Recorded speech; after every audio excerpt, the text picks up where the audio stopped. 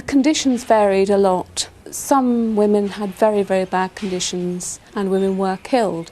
So there were the immediate dangers of industrial accident and injury, and lesser injury as well. I mean, women cut their fingers, got grit in their eyes,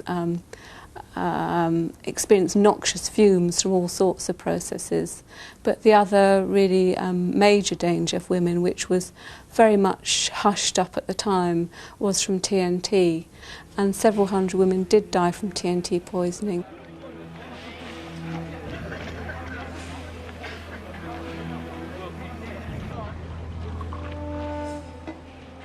The first signs of TNT poisoning resembled those of the common cold: nasal congestion, headaches and coughs. But prolonged exposure produced more alarming symptoms, as one young worker, Caroline Webb, would discover.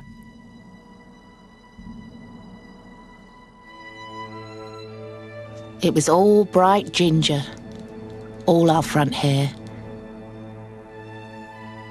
And all our faces were bright yellow. They used to call us canaries.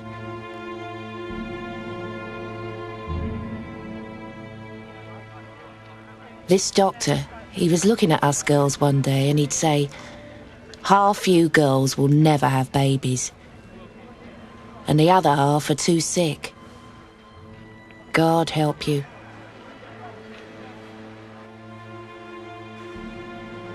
The Woolwich arsenal employed virtually no women before the war.